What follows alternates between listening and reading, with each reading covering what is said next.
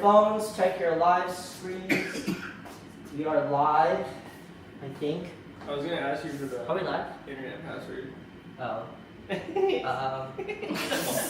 I know, get your live. Now it's too long. Now it's too late. Too late. Alright, let's Get connect the this password mic. earlier. Turn on the stream. We could actually even turn it on right here too. After this How much of a delay is it? It's Oh. 3 seconds. 3 second 3 delay. seconds Well, is that's fine. that's the delay that we expect anyways. Okay. And yeah, it's smooth. So it was the internet. Yeah. Of course it's the internet. Hello, test, test, test. Of course, it's the internet. There you go. Now we're hearing echoes. Okay, cool. So we could see ourselves. We could even turn on live chat here. Perfect. Now we can just go and promote it. Promote it on the Instagram. Promote it in your spaces. It's bluish color right now. Let's close the windows. Let's close the blinds. It's a blue color because of the TV itself.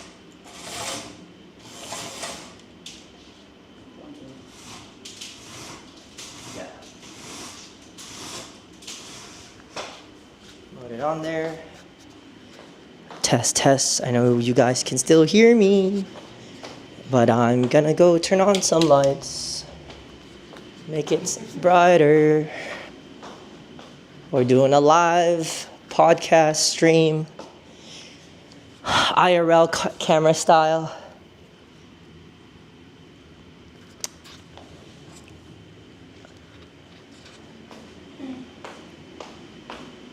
Let's test, test. Hello. Can you guys hear me on your phones?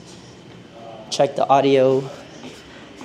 Yes. Yep. Good. Very good. Okay, good. You sound like your normal Like- podcast mic. Nice. This is how it works. Like your All right. Let's get started.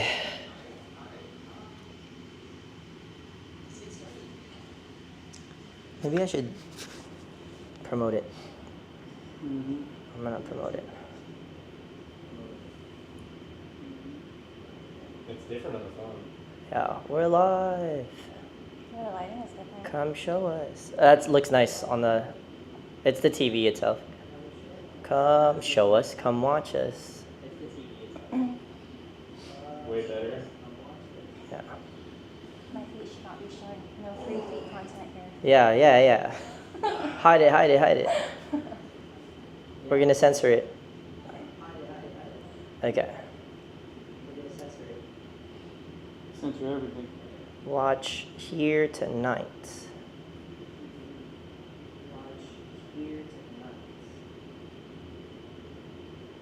Okay. Shared it, promoted it. Let's get to it.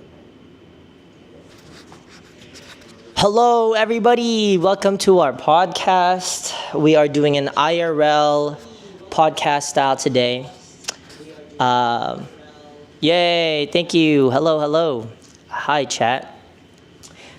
First, we're going to do a quick introduction because now you guys get to see our feet as well as our bodies. So please, yeah. No. Oh my God, he just really did that live. This is us. This is what we, this is what we actually look like. Support. Yeah, Laura May's got her emotional support. Don't mind the Asianness covering the couch with a blanket.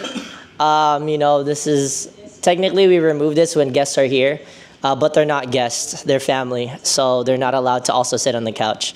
So that's why we cover it. But let's do a quick introduction before we even get started on the disclaimer, of course, the most important part. I'm gonna pass it around. We're gonna start with Jeremiah. We're gonna hand it off to Laura May, and then we'll go to Wes, and I'll go last. Just a quick introduction. I just kind of said everybody's names, but let's do it again. Yes, yes. What's up, Chad? I'm Jeremiah. Yeah. So what was that? Your who? Jeremiah. Okay, Jeremiah. Oh, I'm Laura May. Laura May. I'm Wesley. Wesley. And of course, I am Cyrus. Welcome to our Transparency Thursday podcast. Yeah, I turned it off. I turned off the echo. So thank you for the feedback. Welcome to our Transparency Thursday podcast. Usually we do this separately where we just come together through our Discord and share each other's live feed that way. But today I wanted to do something a little different. Wanted to have dinner with everybody, meet up in person and be able to talk to each other as like it would be in a podcast as the usual space. So we're trying out, also today we're testing out my IRL stream camera. Well, my partner's IRL stream camera. And so far it looks like everything's turning out well. We were just having issues with the internet connection in the studio space, office space. So we decided to bring it back here into the living room, into somebody's apartment. I don't know whose it is, not mine, definitely. But before we get started, as per usual, I wanted to share a disclaimer of what Transparency Podcast is about. So our Transparency Thursday podcast is just our space to be able to talk to each other, even if we have opposing opinions. It's just a way for us to be able to connect and come to an understanding that, hey, despite your differences or our differences in our thoughts, we can still come together and have a nice, casual, and cordial conversation. Our Transparency Thursday podcasts are always raw, unfiltered, uncensored conversations. And that's what we want to always have in this space. And so I hope you, our audience, will continue to enjoy this space that we have, as well as for you to be able to connect with us also live. And that's the reason why we do this as a live podcast rather than just a pre-recorded one. So that way we can hear your feedback right away or the comments that you have, and we can have that conversation with you too. But just a quick disclaimer and a quick warning. Again, there are some things that you might not agree on in some of the topics that we talk about. There are some things that you might not be siding with when some person is talking about the opposite side of things. I, myself, Cyrus, tend to play the devil's advocate in these spaces because I want to ensure that both sides of the stories are being heard. So if there is something that you hear or choose to hear, please, respectfully, I just advise to just listen into the entire conversation so that way you can understand the entire narrative. Because that's what we try to have here in our space, for everybody to tell their stories fully, so that way we can get to know these things and really come to an understanding. We are not experts in any of the topics we talk about. We're not therapists. We're not coaches. We're not financial advisors. No matter what topics we get into, just know these are purely based on our opinions. So thank you guys so much for constantly watching us in our Transparency Thursday podcast. And we're going to dive right into the topic. And tonight's topic is, when is enough enough? What does that really entail? So the topic itself, we wanted it to tie into last week's episode, which is about is chivalry dead? And in that conversation, we ended it with a positive note of just understanding that yes, it is and it isn't. Meaning that chivalry exists in many spaces, not just for a man to a woman, but in all forms, in all genders, in all preferences. There are ways of chivalry, which is just showing kindness and being polite, humble, and honest towards each other. And that could mean anything like from what Jeremiah had shared. Jeremiah's story last week was about just being kind to the elderlies, to do things for them when they need our help, doing things for the poor, like providing for them, for the homeless and all that. That's chivalry in itself. And a man doesn't have to be the one to do that for someone. It could be a woman or any other forms of gender. But we had also agreed that in spaces like relationships, chivalry can be misconstrued and sometimes misunderstood. That idea of chivalry about a man having to respect a woman, doing things for them. Now in this generation, there are certain spaces where there are expectations of what a man should be doing, but expectations of what a woman should be doing. And that's why we concluded to the idea that yes, it exists and it doesn't exist at the same time. Now in this space, what we mean about when is enough enough? The idea is about, discomfort. Spaces where both men, women, or any other genders might feel some sort of discomfort, or to a point where it's like, you need to stop. And I just want to give another disclaimer that these topics might be slightly serious and really sensitive. So please respect us as well too in what stories are being shared, as we will do our best to respect the narratives that are being put out here. Just know that in these situations, they could even be stories about sexual assault, rape, any other things like that. But again, we're not experts at these. We're not here to cancel people. I'm not even sure if I was allowed to say the R word.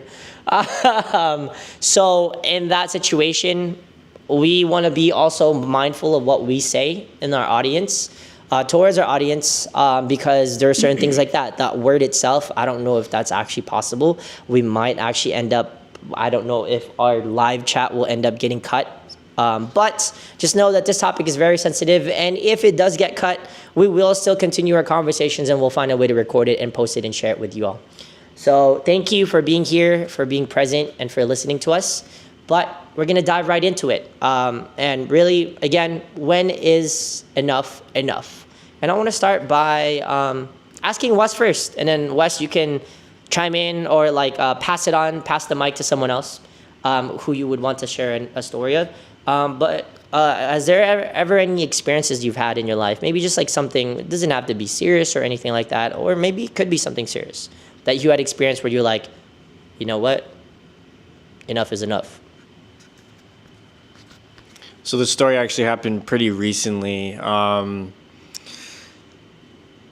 in my own relationship with my girlfriend currently right now, and we've already posted like soft launches, stuff like that.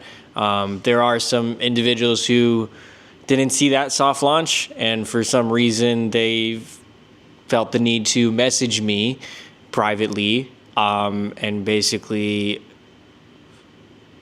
start the conversation again. I was dating this one girl, and we ended things.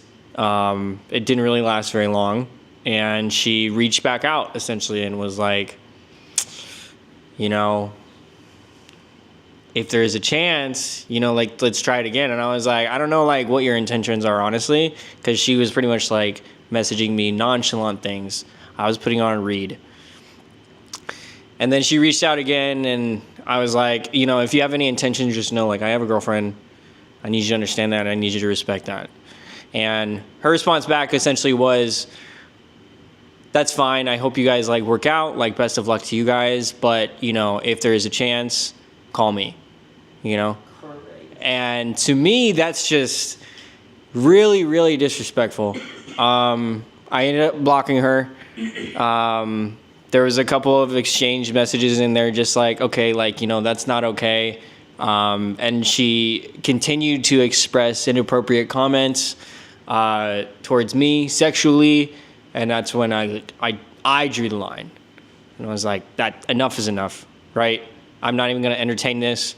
And she just kept going and going and going, and it was going way overboard. And I, of course, reached out to my girlfriend. I told her what happened. And she just, like, thanked me and understood the situation and just appreciated that, like, I told her the truth and everything like that. But to anyone out there that, like, has regrets or, like, wants to try it again, I think you should just, like, take a step back and honestly, Self-reflect. yeah, self-reflect. Try and realize, like, what happened the first time, what went wrong the first time, because clearly something happened the first time. She tried to apologize for it, but, like, something happened the first time. Self-reflect. And then if someone's, like, already taken or something like that, even, don't even push it, because that's just, like, it just completely draws the line on dignity and self-respect, right? Like, the dignity to, like, just literally just back off, right? It's literally implanting, like, a cheating behavior, and she's not going to see any of this, I'm sure, because I blocked her. But just in general, like, just respect that someone has a boyfriend, girlfriend, whatever, they have a partner or whatever, just back off. Self-reflect. And self-respect. Because it's like you just lost everything by reaching out and just doing that. The sad part is that it continued. Like, even after I was like, you know, like, enough is enough, she still kept sending me messages saying, like, you know, we don't even have to be together. Just call me. That's crazy. I'll just do it. Just call me. And I was like, yo, that is just unhinged. That's ridiculous. No strings attached. That's ridiculous. Blocked. Were you surprised that she came at you like that? I was surprised. You get But I was a little bit like hesitant too. Like I was cautious when she was messaging me. Like when she messaged me the good morning text, that's when I was like, "Oh, this is a little weird. Yeah. Like we're not just like catching up. I already left you on read yesterday. Yeah. Now you're saying good morning and continuing the conversation. Listen, I got a girlfriend. I don't know if you have any intentions, but I have a girlfriend. Please respect that."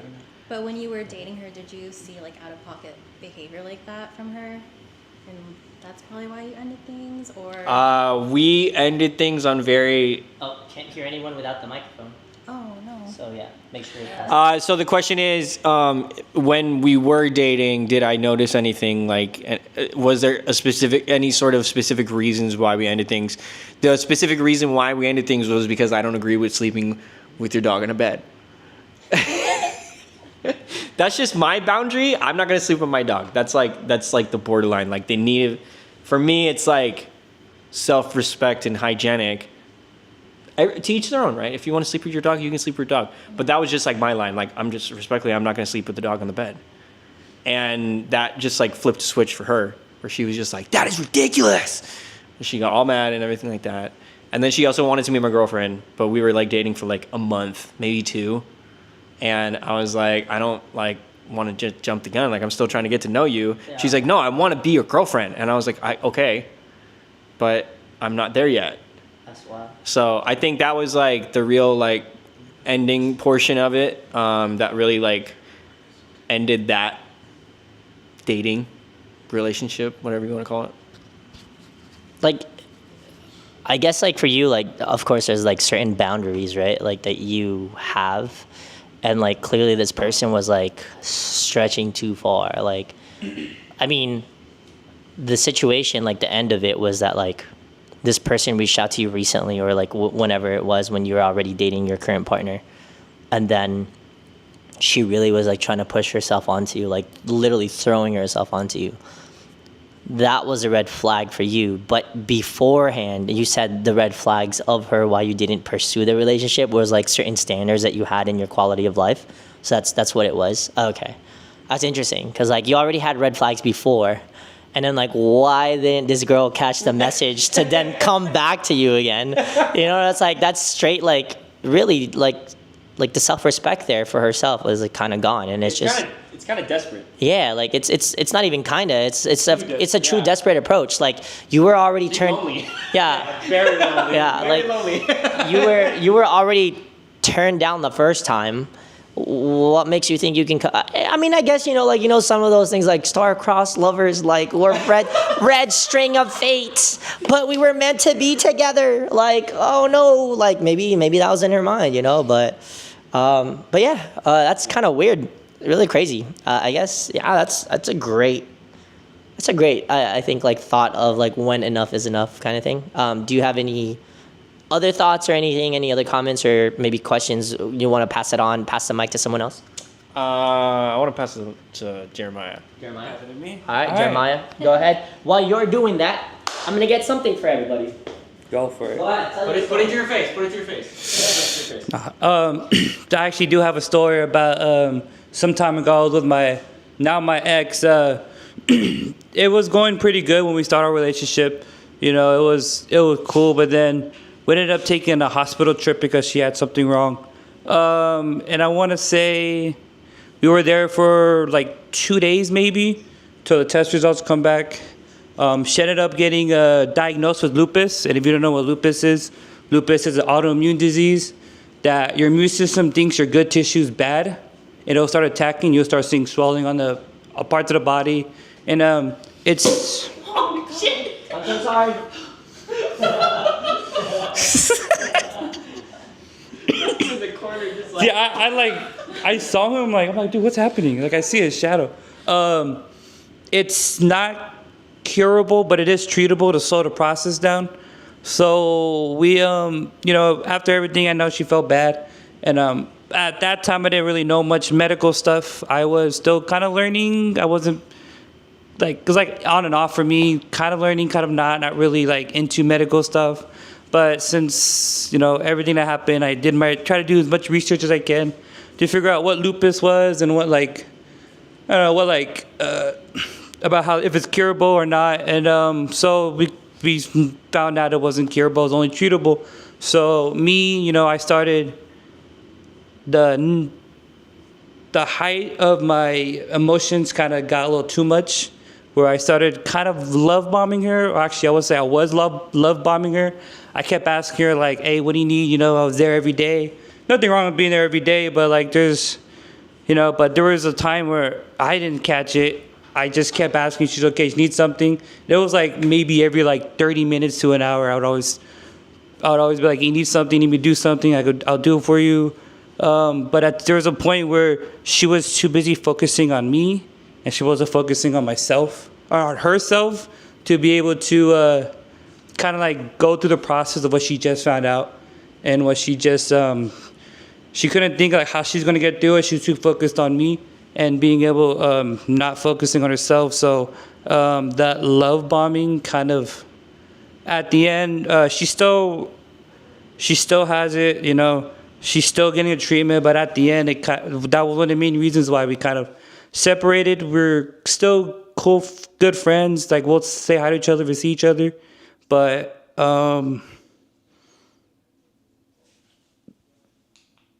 Yeah. I can't think of a word. I'm trying to think. No, it makes sense. No, but yeah, everything is cool between us. But I always ask every now and then how she's doing still. But for everybody who's in a relationship that knows that maybe your girlfriend / wife or anything has like something, make sure to always give them space, because they need to figure out themselves how they're going to get through it. There's nothing wrong with you helping her out, but helping her or him out, either way. But it's all about giving the space.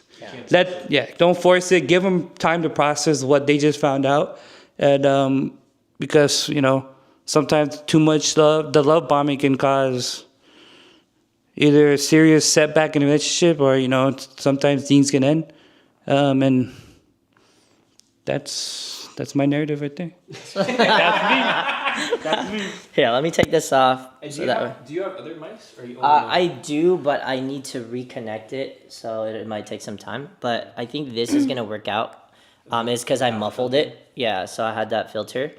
But this should work well. Chat, let me know if you guys can hear everybody. So one person is gonna say one thing. We're gonna keep it here in this area. See if it's still like audible. Hans, don't worry, bro. The glass is for you. This is a cheers for Transparency Thursday podcast. Jeremiah doesn't drink, so we want to respect that. But cheers to everybody on here. I just wanted to pour a glass for everyone. But let me know, chat, if you guys can hear us clearly or not. If there is a little bit of audio. Oh, cheers, chat. Cheers to you guys too. Thank you for being here to always support us or just to even watch and listen. But it seems like they can hear it clearly. Yeah. Jeremiah, I have a question for you though. So in that situation, your story of the enough is enough is actually a reflection on your end. Yeah. So like, for example, like with Wes, his situation was about having the other person kind of reflect about their actions, of not realizing that like, yo, enough is enough. Like you're doing too much and it's getting to a point of like discomfort. You're like, Wes is saying like, I'm starting to feel uncomfortable. But in your situation, you're actually saying that your partner was starting to feel uncomfortable because they were in that space where they were just diagnosed with something that was really serious that they didn't know about their health. And so they were trying to like just navigate through that situation. But you thought that caring for them, supporting them, and giving them this love and all this stuff that you want to shower the person, you thought that was their way, that was your way of being able to comfort them through the hardship that they were experiencing.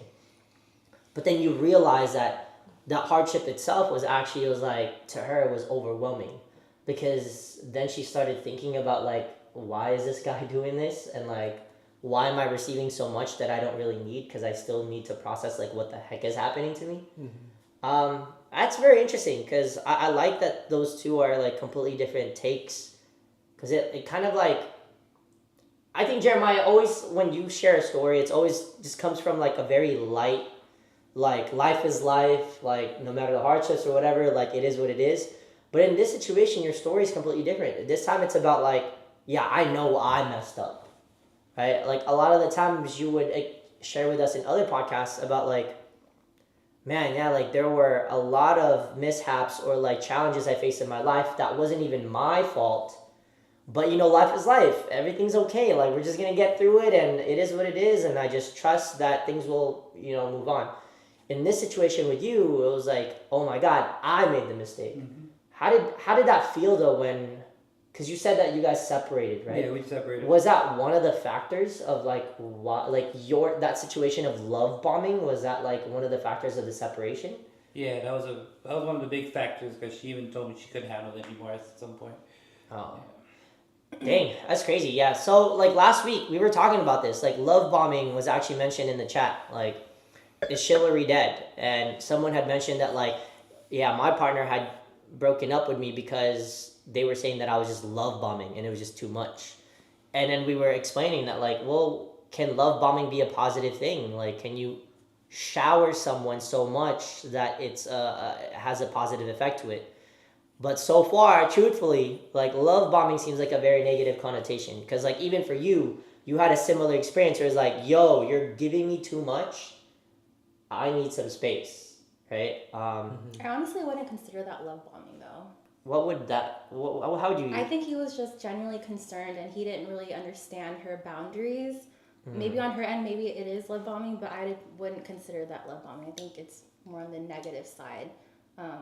Like we talked about last week, it's kind of like when they're doing it for certain intentions. But for him, he actually was genuinely concerned. That's true. Like Yeah. a genuine concern with no like expectations of were you expecting with your partner that like, oh, like if I'm showering you with all this love, like why aren't you acknowledging that I care about you?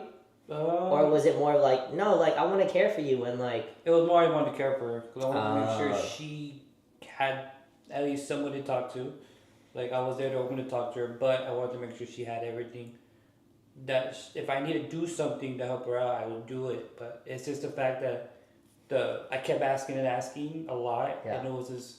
I mean, there's like the normal like who texts all day, but like there's also like the need we do something every like 30 minutes or even less than that. It's the keep going, not like giving her time.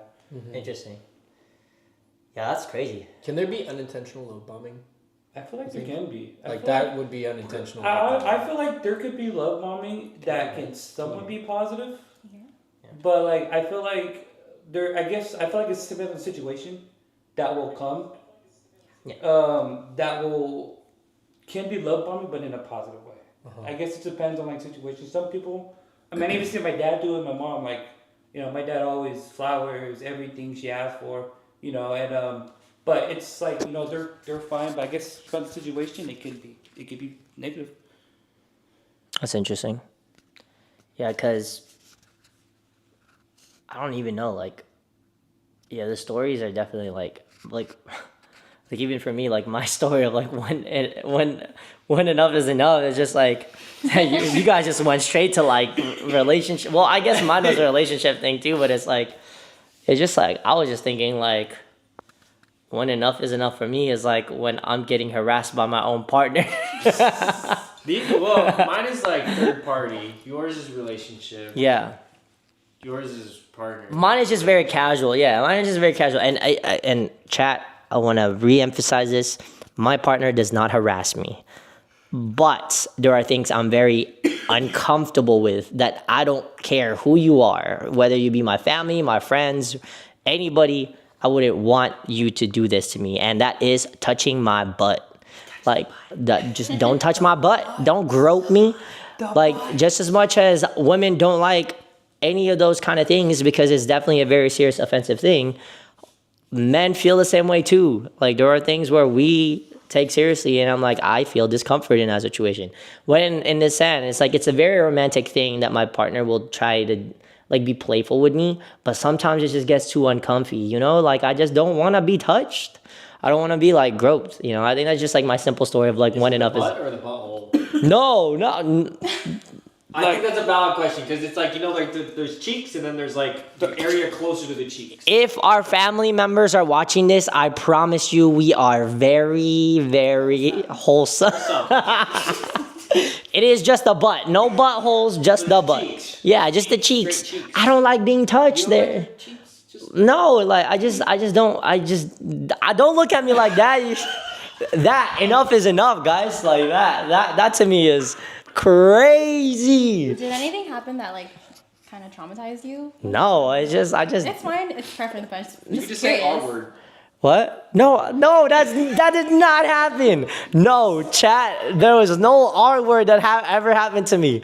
I am completely safe, not traumatized from anything like that.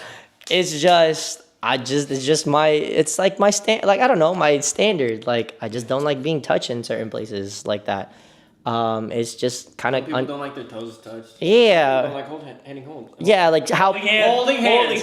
handing hold. Dang, that champagne got you fast, bro.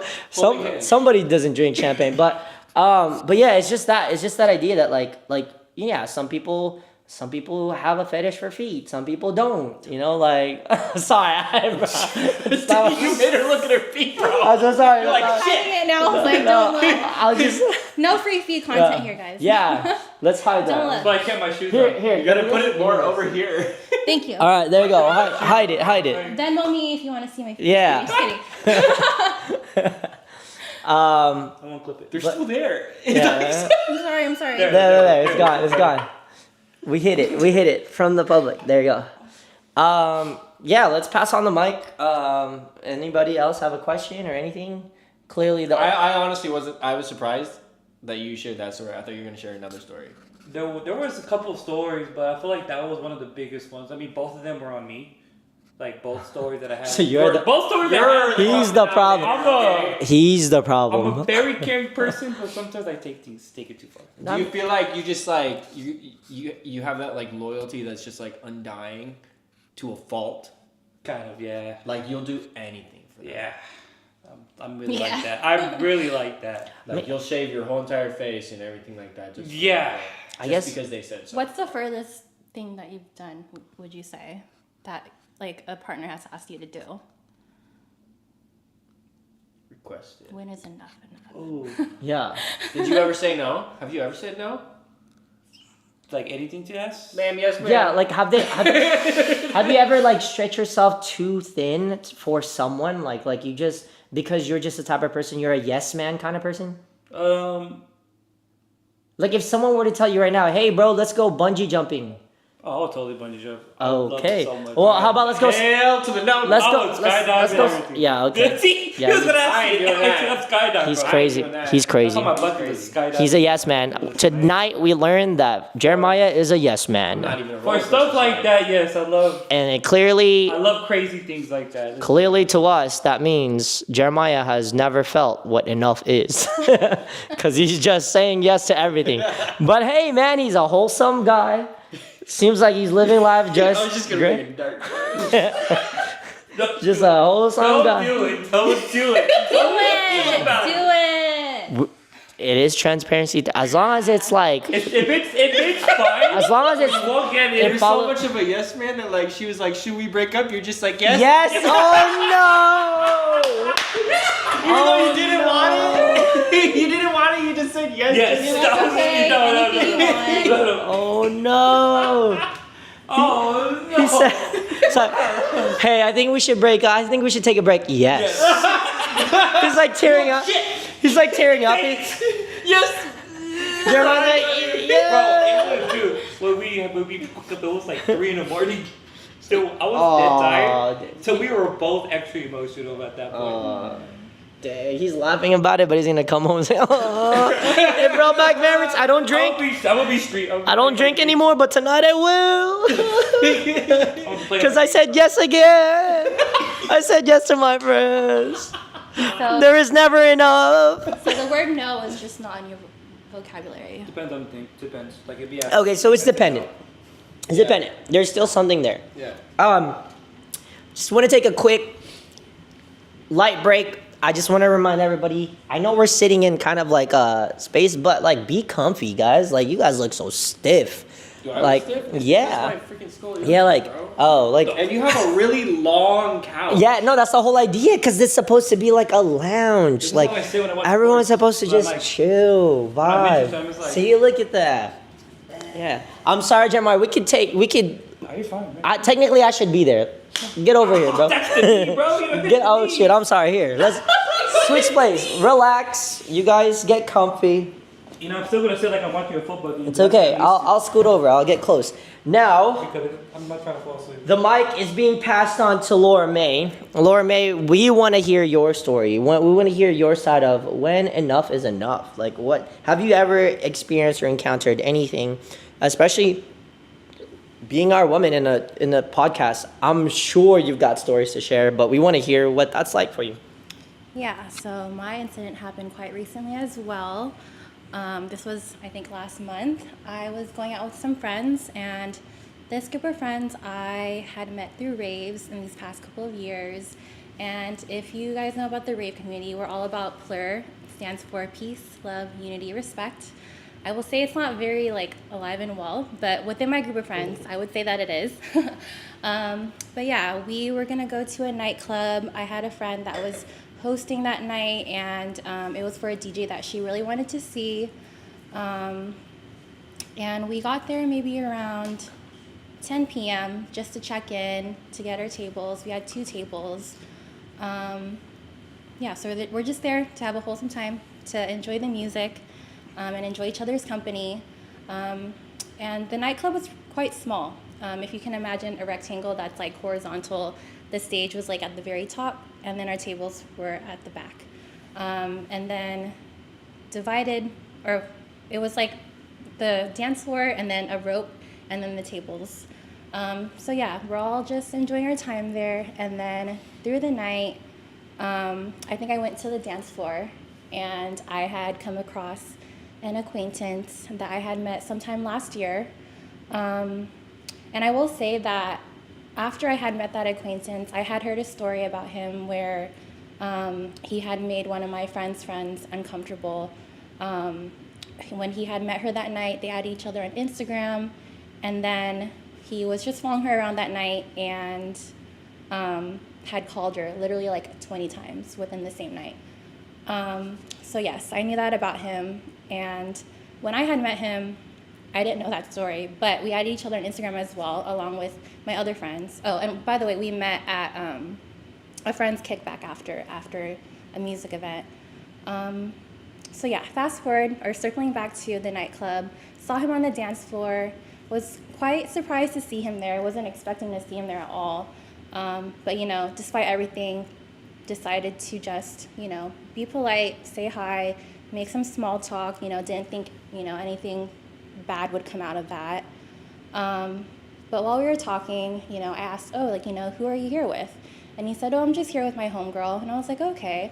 And I had known that he had just gone into a relationship from his Instagram posts. So I asked him, you know, oh, where's your girlfriend? And when he responded to that, it was a little bit odd because he kind of just did this hand gesture and rolled his eyes and was like, oh, she just moved to Arizona for work or whatever. And I was like, Sus. yeah. Yes, very sus. Very sus. No, because like, why are you talking about your girlfriend like that, you know? So at that point, I was just like, okay, like this is kind of weird. And I started getting a little bit uncomfortable just from that response.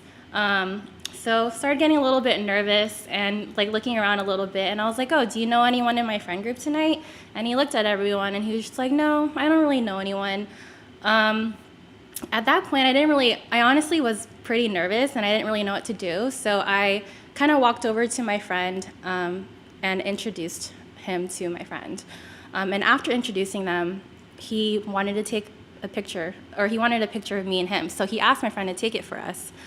Oh, and one thing to add before that, when he was talking to me, what weirded me out was that he would put his hand like on my face like this. And I know we're at a nightclub and it's hard to hear. it's hard to hear. I understand that, but it's like, why? Like, why do you need to do that and like get super close? It's almost as if like he's leaning in for a kiss, you know?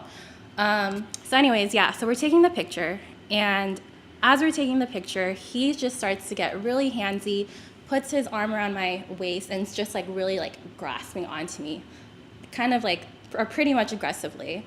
And also flexing his arm at the camera, which is like really disgusting and obnoxious. Fuck boy. Sorry. Yes. Let me down my pants. Hey, money. Fuck boy mentality. Yeah, so at that point, my friend could see in my face that like I was uncomfortable. So after taking the picture, she kind of leans into me and she's like, "Are you okay?" And I was just like, "This is kind of weird." So we excuse ourselves and say that we're gonna go outside, but we just end up going to the bathroom instead and try to like, stall in there, give it some time. Girl talk. Hopefully like he just goes on his way and does his own thing. But upon coming back to the tables, he's still kind of like hovering around my friend group, and I can feel his eyes on me. And there were a few times where he would uninvitingly just step over the rope and try to come talk to me. And I would try to keep things short because I don't want to interact with this guy anymore.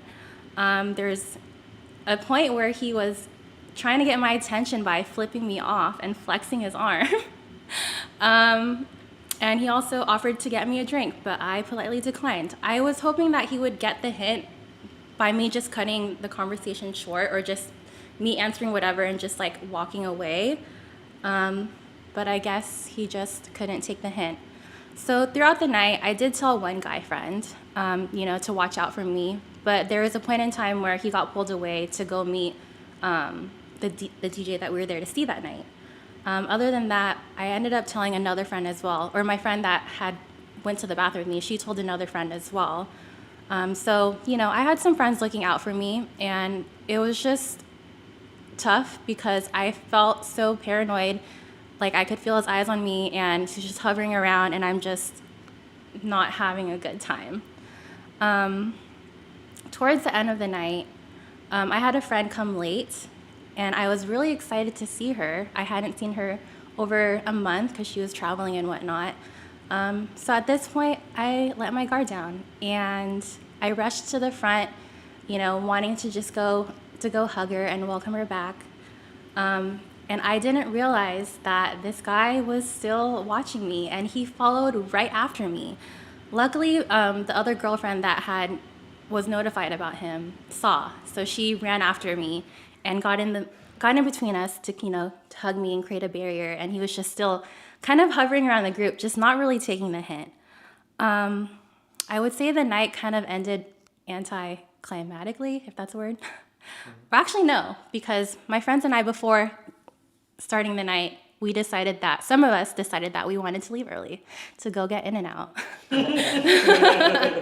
Because food, So yeah. So the club usually closes at 2, and I think the club usually closes at 2. In-N-Out closes at 1:30, so we had a plan to leave maybe 30, 40 minutes early, because you never know. In-N-Out has long-ass lines sometimes. So yeah, that's how the night ended. And the next day, when I finally had time to process things, I, felt really crappy about it. But I didn't really want to ruminate on it and focus too much on it. But in the group chat that my friends and I had, they were talking about it. And I think some of them were confused because it had seemed like, he and I knew each other. So some of them got mixed signals, oh, it's a little bit weird. I don't know if he's acting weird or if that's just how things are. I don't know. But yeah, so after talking about it and also realizing that he has a girlfriend or whatever, I wanted to tell my other friends in the rave community about him to just, be on the lookout for him. So yeah, from doing that, I learned that there were other friends that he had made uncomfortable.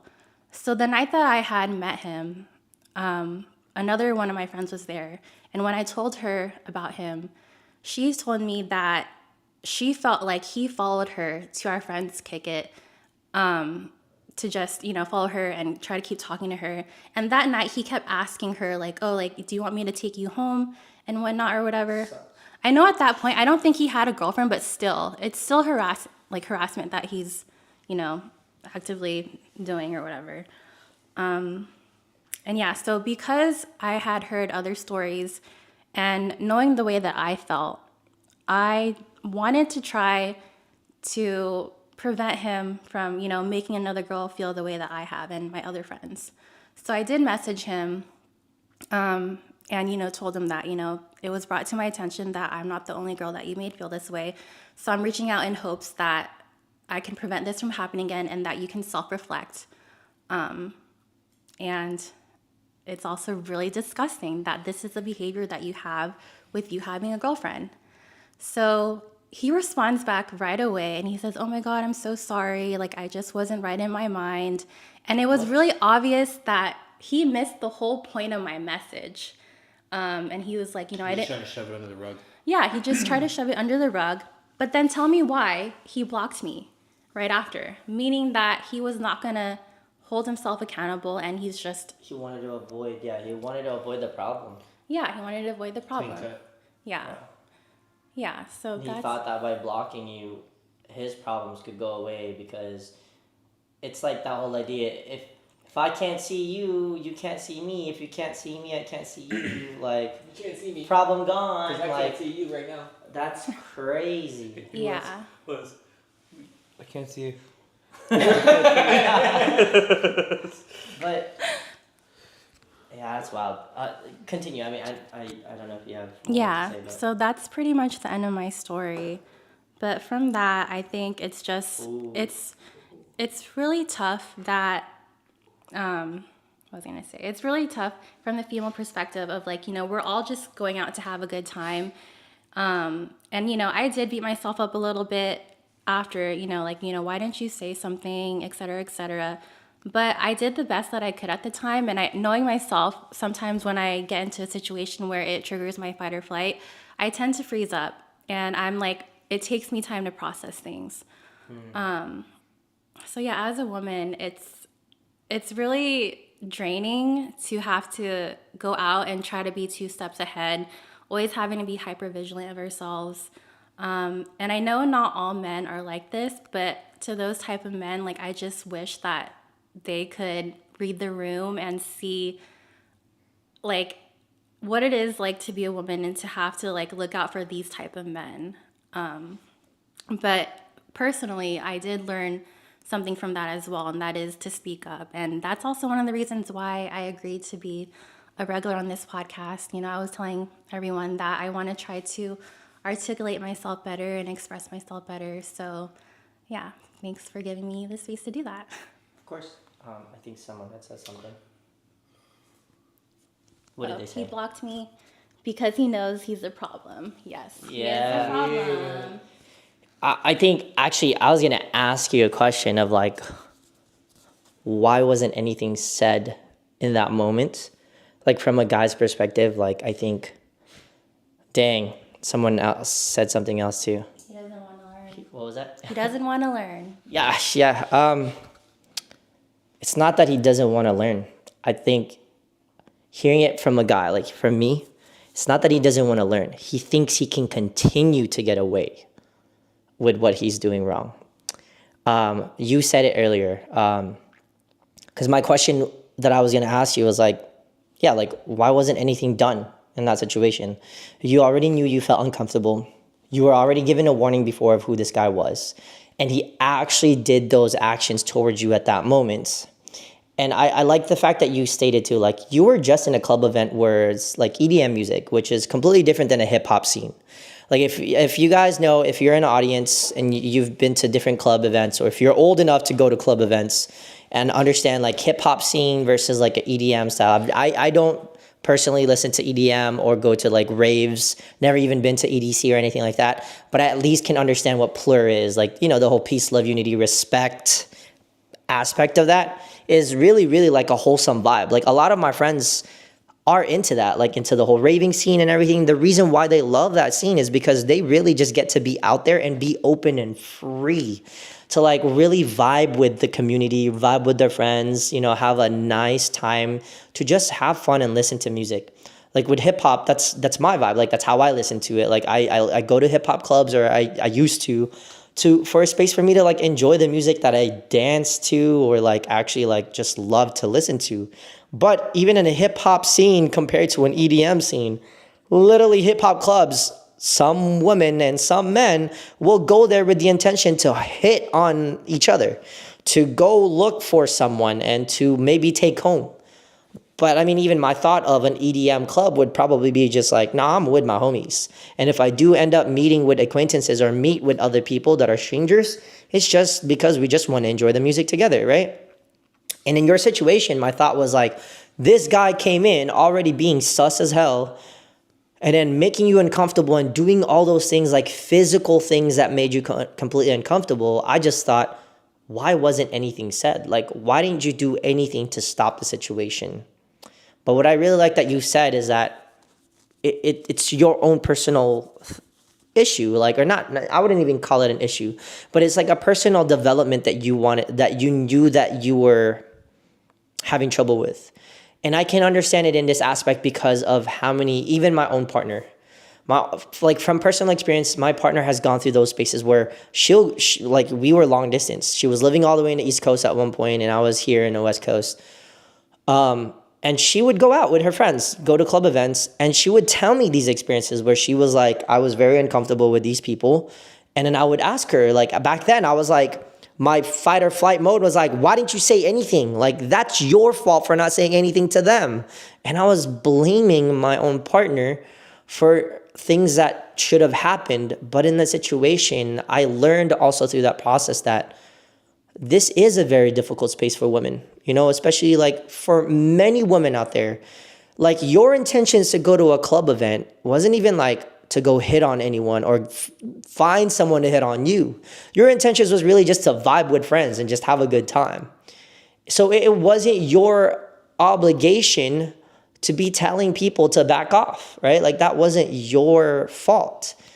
And that's how I reflected on that just now too. I'm like, okay, wait, why should I even ask the question? But you actually answered it already.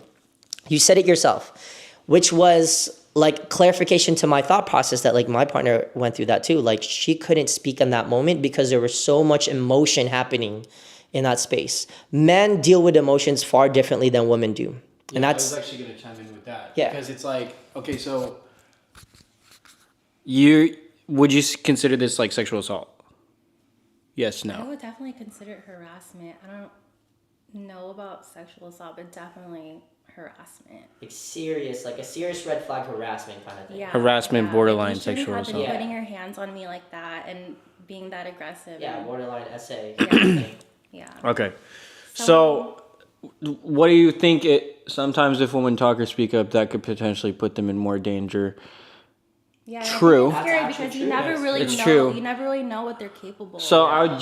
I was gonna ask a question about that. What's the difference between like a girl being very, very pushy about like a sexual act or favors or whatever versus a guy being physical or maneuvering in weird physical ways with you at a club? What do you mean? Like, explain that to like if a Like girl my were- story versus Oh, like your Laura story May's versus story, hers. right? I drew the borderline, Yeah. and I was like, enough's enough. That's way too much. Blocking. Done. I think that's the case. Like, it's because you're a man. The woman obviously it's still a form of harassment of what she did to you, right? In your situation, it's still a Right. form of harassment. It's still on social media too, so it's like it's Yeah. easier to do because I'm not face to face with and them. you weren't face to face, but also it's because you as a man, it's kind of it's hard to say this. The truth is that we're kind of desensitized in a way where it's like when women do it to men, all of a sudden it's excusable. It's like, oh, she just likes you a lot. It's okay. Like, she just really has, like, wow, you turned her down and she was even like, you know, like some people will actually promote that situation. But then if it was a man to a woman. You should have said yes. She was even going out of her way to like suck your dick. Yeah. No, not okay. Yeah. Yeah.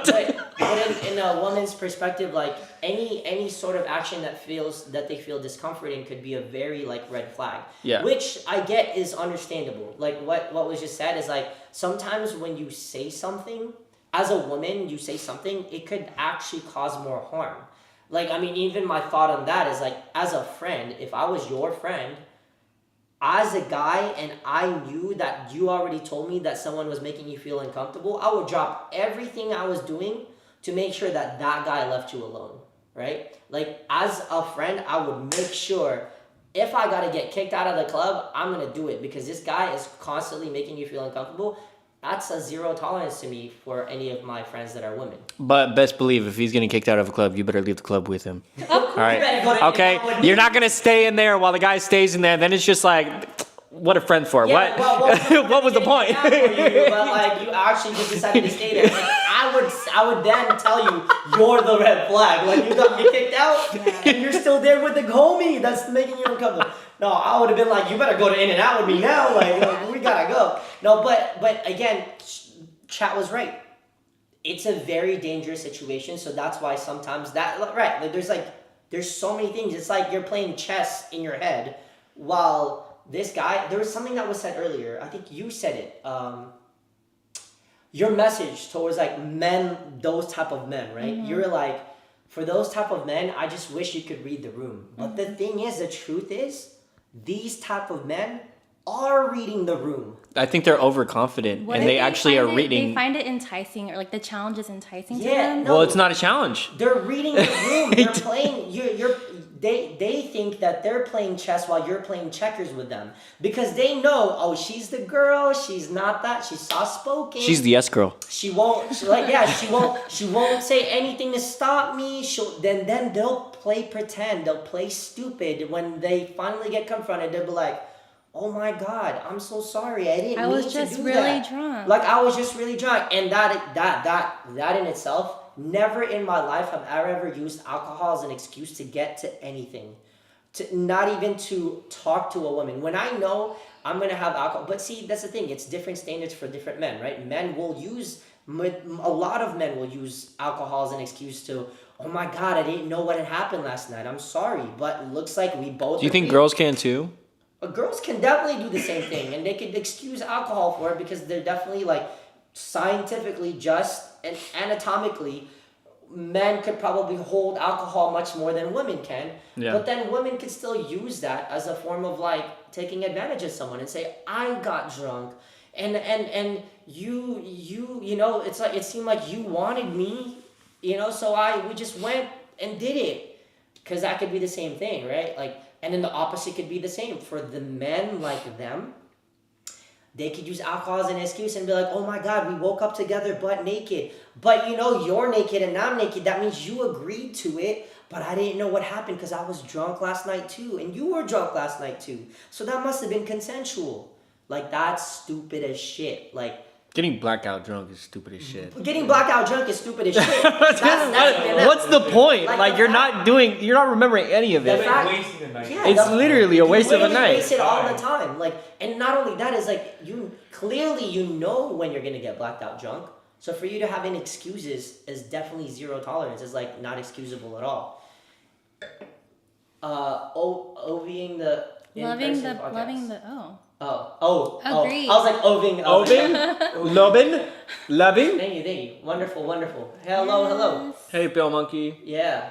Talk about Jamie, aka Joe. Oh man. You know, you can read in your head. No, I'm so sorry. They got it's me. the bubbly. They got Okay. Question. Yeah, we got a question. And in this circumstance, like let's say for the chat that said earlier about like how like scared to speak up because of the dangers of like some sort of like physical danger, right? Mm-hmm. Did you have any feelings that you were in physical danger if you would speak up, or you were just kind of like, I don't know. Like I said, I think I was just in freeze. Like my fight or flight was just like, oh shit, like let me freeze, and I don't know how to move forward with it. But then again, he was also being kind of aggressive. Just his energy too. Like if he's just hovering around and just watching me, it just made me uncomfortable. So I don't know. I just didn't think to speak up at the time. I think Okay, here's my thought. If I know some of your friends are also on here. And for any of Laura May's Throw friends- hands. I agree. Yeah. For, Fuck the club up. Yeah. Hell yeah. For any of Laura May's friends out there, I don't mean this in any way to offend you at all. But in just this situation too, I think it's like it's a learning lesson for everyone in the circle, right? Like your friends understand clearly how you are now. In that space where sometimes fight or flight mode, when it's time for that moment, it's flight for you. It's I gotta find a way to stay away from this guy. I can't fight him by even telling like, hey, like even a small gesture like, hey, it was nice seeing you at this event, but I really want to spend time with my friends. Go and hang out with your supposed homegirl while you have a girlfriend already back home. Right? Like I don't even know where that homegirl was. I didn't see and him there with was no anyone that homegirl. night. Clearly Yeah. the dude was hanging around on his own. No, his homegirl is his left hand. He was in predatory I'm with mode. homegirl. Yeah. He was with Jill. Jill. Like, that's who he was with. I'm with my homegirl tonight, Jill. His left hand. That's his problem. Like, he was in predatory mode that whole night. He had the intentions of, he found someone that I was an acquaintance. I'm going to go mess with her instead because she's familiar to me. Instead, because it's harder for him to find a stranger to try to mess with. Instead, he wanted to mess with an acquaintance. But in that situation, again, what I wanted to bring up was it's a learning lesson for everyone. The friends, like your friends and for you. That you understand your fight or flight mode and you got to learn from that experience. Yeah. Like you say that you want to be more outspoken so that when something like that happens again, you want to be able to say, no, enough is enough. Yeah. Right? Like the whole topic of tonight is that enough is enough.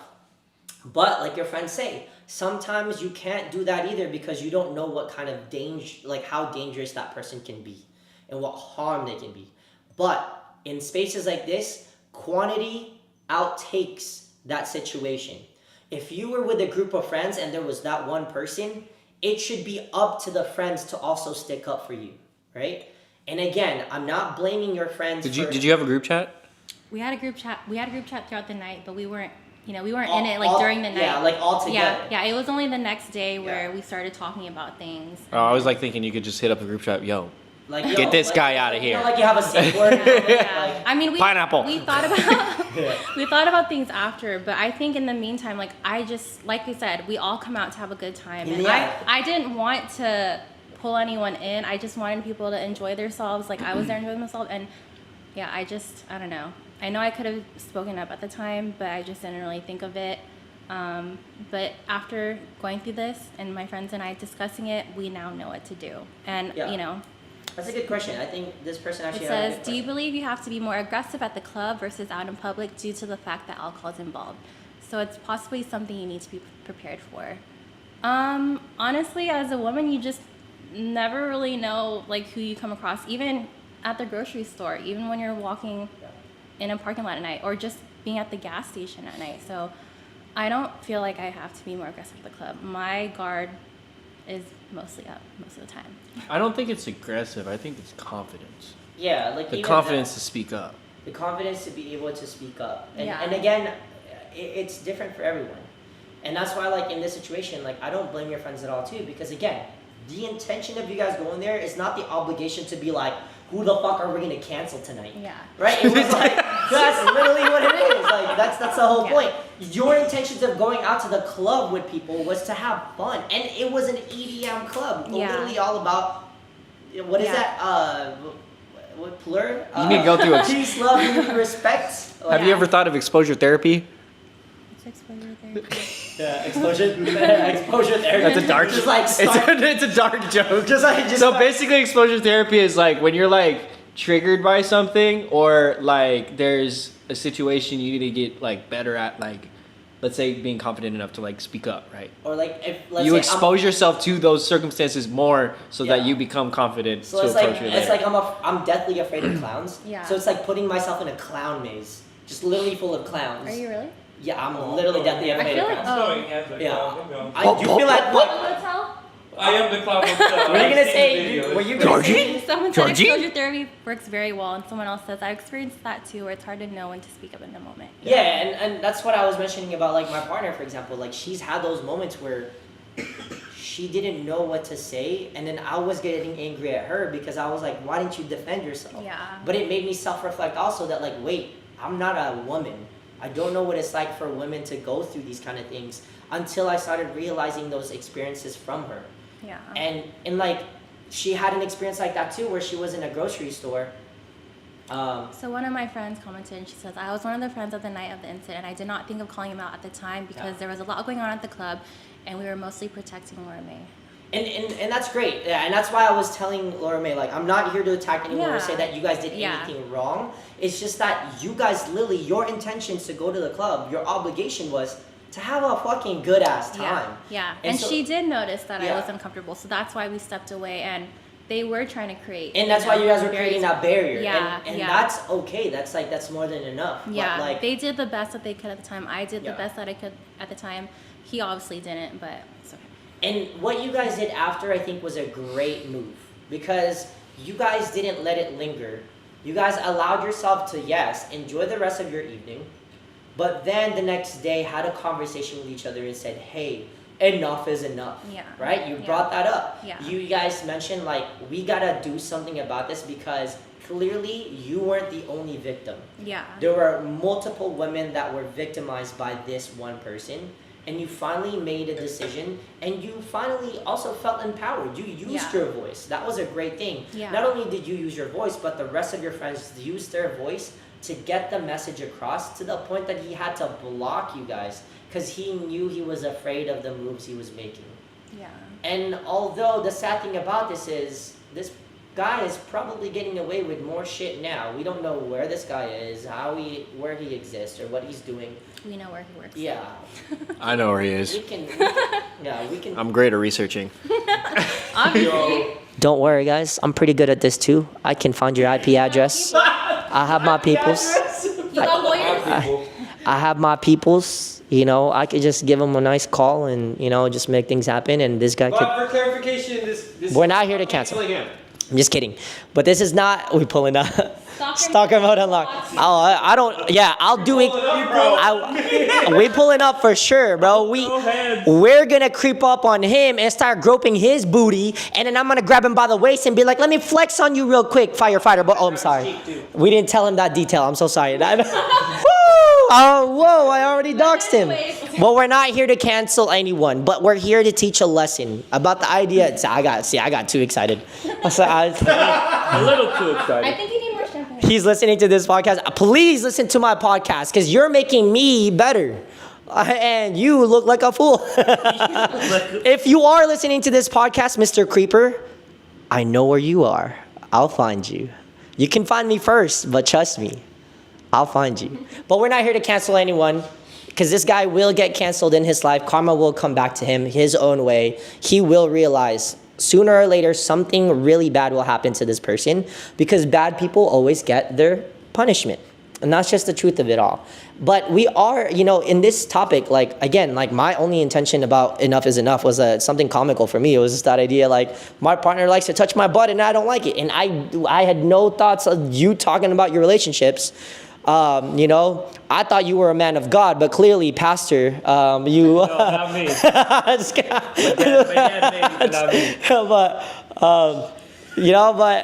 But what I mean is that even that is it is a very serious topic. It is a very serious situation. I know we are being we're lighthearted and we're joking around a little bit here and there, but in that situation, for women out there, I'm sorry, from a man's perspective, I'm sorry that you do have to go through those experiences. When you had first told us about this, I didn't know that this was going to be a topic that you were going to talk about tonight. But when you had first told us about this, I went on fight mode. I went on fight or flight, and I said, yo. What's wrong with your friend? Yeah, no, I was like, first I was trying to attack you. I was like, what's wrong with you? Why? And then I stepped back and I was like, wait, reflection. This happened to my partner too. Why would I say something to her that I know I wouldn't want to say to my partner? And then second, I asked, what's wrong with your friends? And then you told us in detail what went on. Yeah. And that's why there is a full understanding of none of you guys are at fault. In this situation, he was clearly just predatory. And that is unacceptable. And that's the clarification I wanted to ensure that everyone understands in this narrative that Lauren May was trying to share. She's not out here to say that all men are bad. I'm not out here, or us other guys are out here saying that, well, women need to speak up more, fight more, because we do understand that there are a lot of difficulties and challenges that women go through. And we will never, no matter how many times or how hard we try as men to try to put ourselves in your shoes, we can never. Just as much as like as simple as pregnancy, we'll never know how that feels like as a woman, right? So in this situation, the feelings of harassment like we feel, like with someone trying to advance onto Wes, even though clearly he had said he's already taken, is a completely different feeling for you, a man trying to advance on you if you had already had a partner and they were still trying to pursue it. Because in that situation, anatomically and scientifically, you could try to fight the man, but that man will probably take you down harder than you would try to. Unless you're a muscle mommy. Unless you're a muscle mommy and you probably could lift me. I'm a tiny guy. You could probably lift me.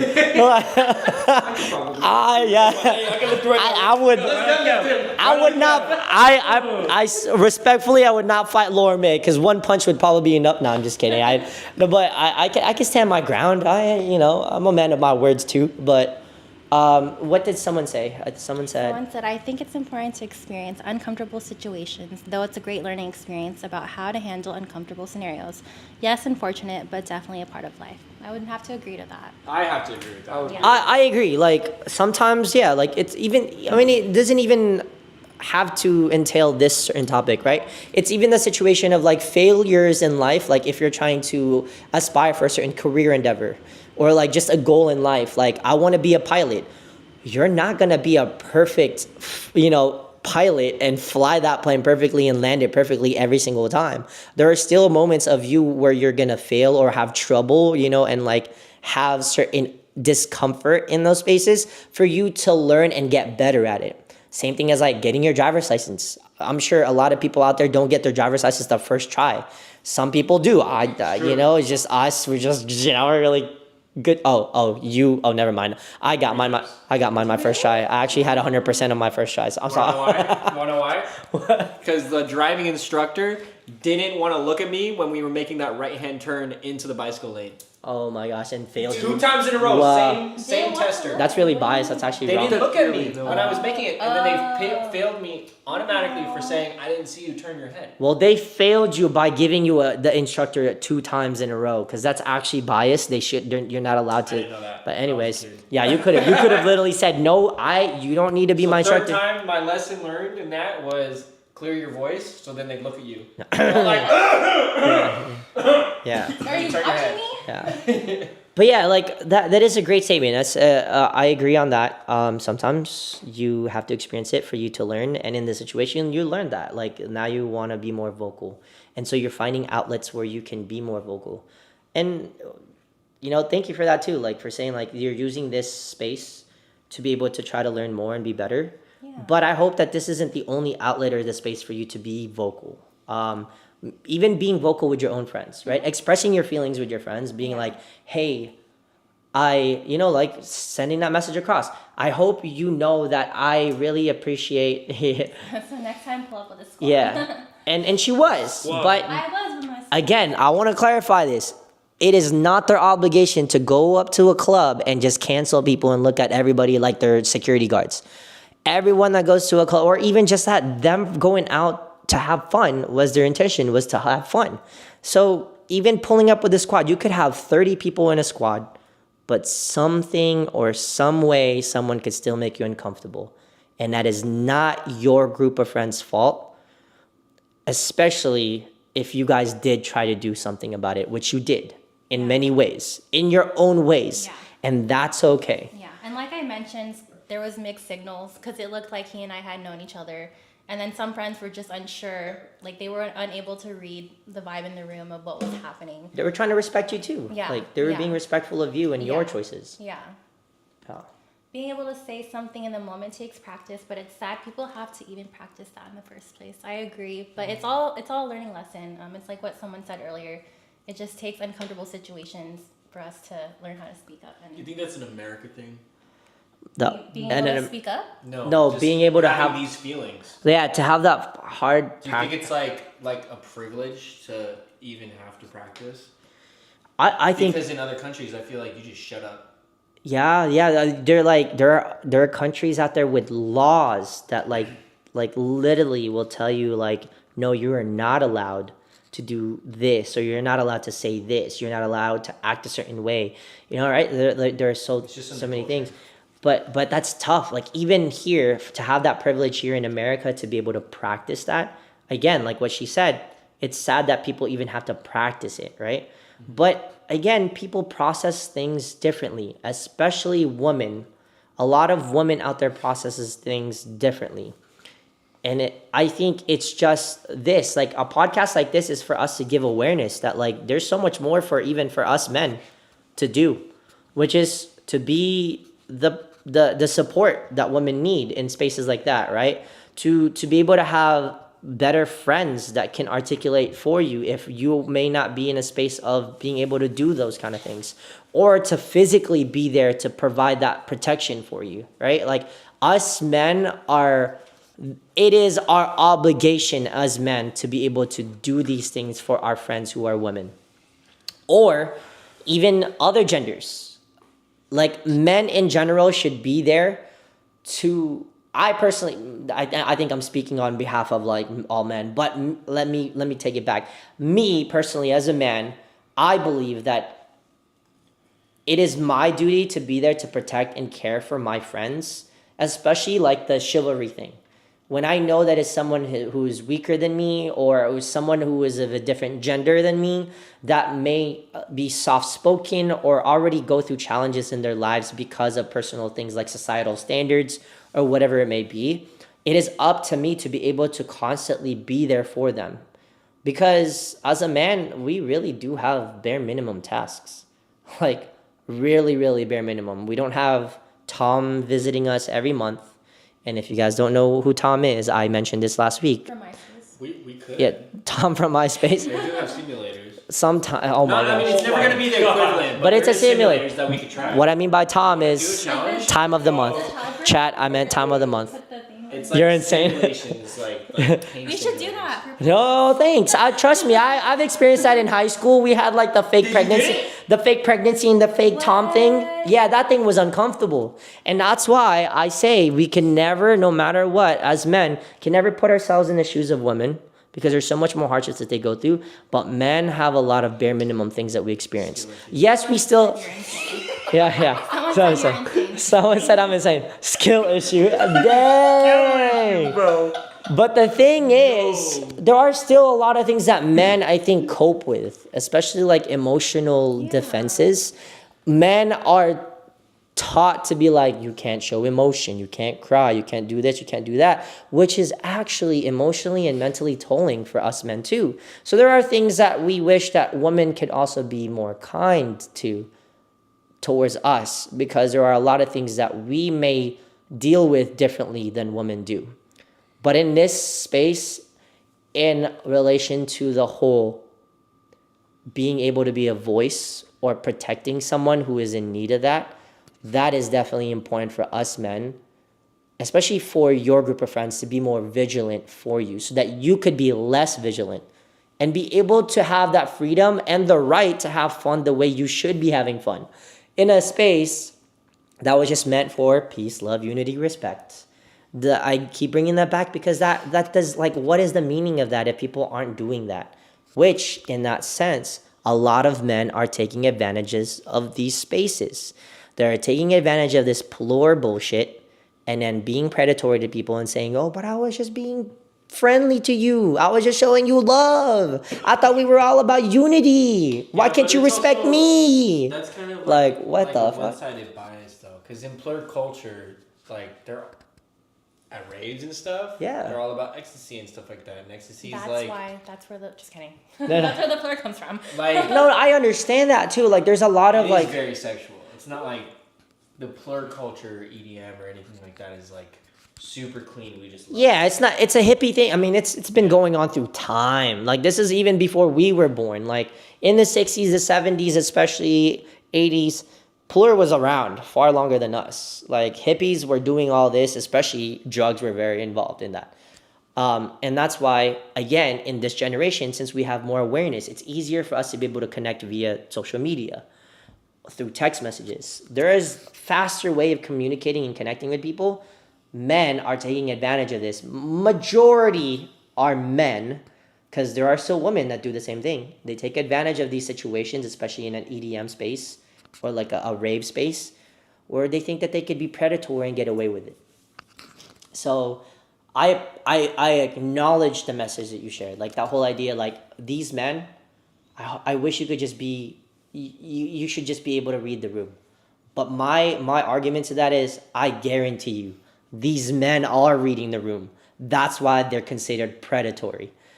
And unfortunately, I'm sorry to break it to you, but these men will choose not to read the room. They'll play stupid when they finally get caught. But that's why, to me, I think the better thing about that is us men should be more hypervigilant for our women friends. Because it's not fair for women to be hypervigilant, even in grocery stores or just going out literally to go walk their dogs or go to the park and relax, go to the beach without being like stalked or like, really like people taking pictures of women, all those things. Like, it's just a crazy world we live in. And that's why there are a lot of men that always get targeted and say that, yeah, you're a creep. Even at the gym, there's a lot of like that whole thing on TikTok. There's like that cancel culture at TikTok where they're like, women are recording themselves working out and then they're calling out these people in the background where they notice that they're like looking towards where the camera is or the woman. There's pros and cons in both of them. Some women are really stretching too far, like, yo, like chill. You guys are in the same public space. You chose to record yourself in a public space at a gym. It's not always men's fault that they end up looking towards that way or towards your camera or just in your area. But there are also men that are very predatory that will do those things and actually creep on you. So someone in the chat said, how is a man supposed to know when to approach a woman? Is there like a green flag we gotta look for? I would say, like, in that case, I wish he would have been able to read my vibe. Like, if I'm not trying to continue the conversation, if I'm cutting the conversation short, if I'm always going in a different direction from him, it's like, take a hint, dude, But I don't think that matches up with the story, though. Because there's no clear, like, taking a hint because you're not telling him, okay, go away, I'm going to go with my friends. But shouldn't you be able to like read the I know, not like you said, they're not always going to read the person, but to me it's like, if I'm not willing to stay there and converse with you about whatever and I'm cutting the conversation, that means that I don't want to continue talking to you. I don't want to be next to you. If I'm always constantly moving around in a different direction, that's like me saying like, dude, stay away from me. And I know I could have been more vocal about it, but I think he should have also read my body language, I would say. Did you invite him to come over to your group? I just introduced him to that one friend, and that was it. I didn't introduce him to And like then you everyone just else. jumped in. And And then he that- just kept coming over the rope and just unknowingly coming over and like trying to talk to me. And then he would ask me something, one word answer, and then I would just turn away or just like walk away. Like, I don't want to be next to you. Someone said maybe body language, like constant eye contact or smiling. No, I stopped doing that after the first I interaction. know, but I think, you did do it? in the beginning when I said hi. no, but I think this person was responding to the other persons in the chat was saying like, how can a man, how do you read? how can a man approach a woman, and see it as a green flag? And then they were saying maybe body language, like constant eye contact or smiling. Well, that could also be seen as a red flag, right? And then they were saying it's difficult to read someone that potentially could be introverted if the other person is an extrovert. I personally am a variable in person, so why wouldn't she just say that you weren't interested? Again, we had stated this multiple times, and actually Laura May had even said this in her narrative. She couldn't be vocal because it's one of the things that she knew she needed to improve on. There were so many emotions happening at that night or in that moment that just telling that person, no, leave me alone, felt to her was like a dangerous move because of the fact that of how discomfort or how uncomfortable she was already feeling.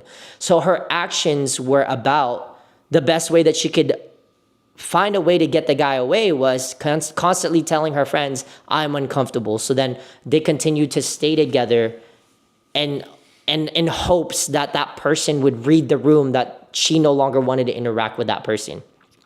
Here's my thought on the question earlier of how can a guy approach a woman nowadays in public in this generation and seeing it as a green flag rather than being thought as a creep.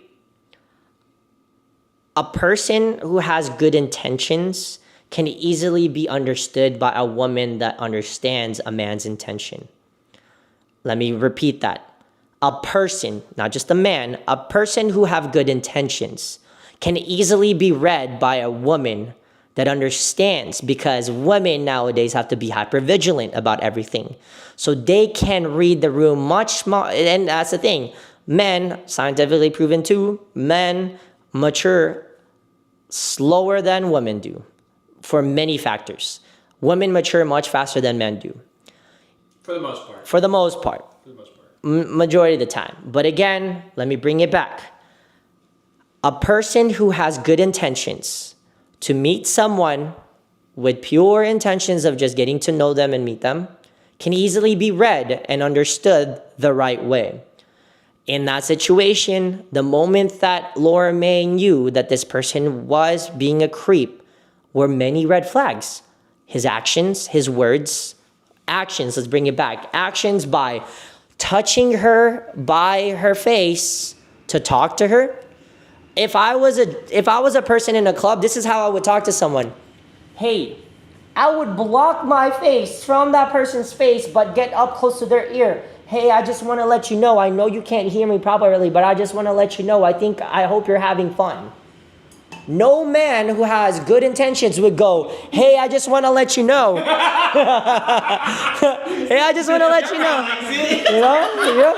Imagine that. Like the instant. no. But you know what else is annoying at the club? It's like when you're getting through a crowd and I know where you're going. And a guy will like put his hand on my lower back, and it's like, dude, like why? Like why? Like why? Because they have bad intentions. This is, and I've said this to Wes, and I've said this to anybody, and my partner knows this. Whenever I'm in a club, even when I was in college, my hands are up, and I say, in the air? yeah, with my fist closed sometimes, with my fist closed, or I'll make sure to go grab a drink first, and then bring my drink up because I want to let them know, hey, I have a drink, I don't want you to spill it, or I don't want to spill my drink. So I'll have my hands up, and I'll even hold it like two hands. I'm like, I don't want to shake. And then I'm like, excuse me. I'll yell at them. I'll be like, excuse me, I just need to go through. Yeah. Never do I touch someone in the back and be like, excuse me. Because that's sounds like I hate the hand. Because that's exactly what it is. Those are predatory men or men with intentions. And we've seen it all in hip hop clubs. That's what men do. They have the intention to get you to notice them by touching you in some way. Someone said, well, I'm not speaking for every man, but most of us work best on yes or no. Then maybe at least the door to open. A lot of women love the chase. They usually want a man that's willing to work for them. But it's like, why as a woman do we have to say something? Like, you should be able to read our body language. And if you are interested in them, then why don't you say something yourself and ask them, you know? That's a little mixed though, because let's say you're in freeze mode, right? Yeah. You don't know what to say. If he confronts you and Yeah. is like, hey, do you want to like actually like dance or anything like that? Are you actually going to be able to say yes or no? Because I think that's kind of a loaded I would question. say no, thank you. Yeah. Yeah. Okay. It's very situational. Yeah. But Someone said men with bad intentions choose to ignore the body language, and that is And very that- true with what you were saying. and that's what I was saying. Like the Yeah. body language, like they just choose to ignore it.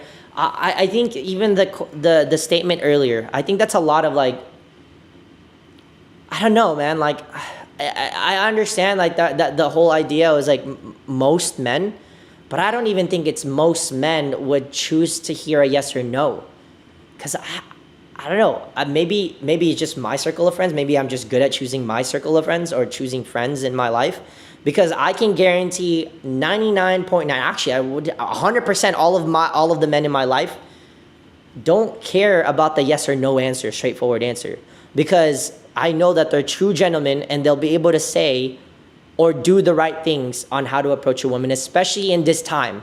It is up to us to condition ourselves to mold, as men, to mold ourselves into the way that fits best for a woman to feel comfortable. It is not a woman's obligation to make the man do something to make the woman feel comfortable. Let me repeat that. It is us men to do something to mold ourselves to fit the conditions of how women will feel comfortable. Because that is just what this generation has taught us that we need to be, because of a lot of men that made women feel completely uncomfortable. So by that statement of, I think people have,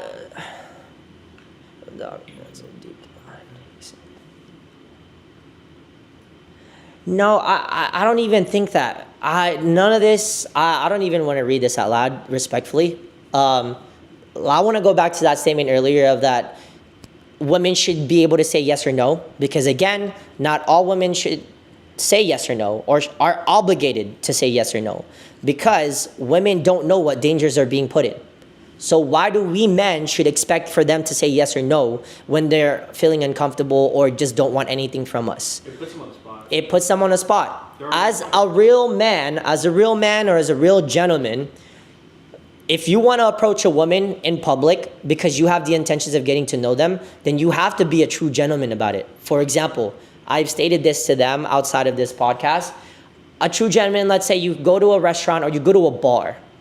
You respectfully go to the bartender and say, hey, I would like to buy this person a drink. She's over there, or she's actually on the other side of this bar. I want you as a bartender to personally hand it to that person, because I don't want them to feel that there was anything done wrong with this drink, or that I manipulated it or drugged it or whatever else. Plus also for them to know my intentions are truly just to get them to notice me.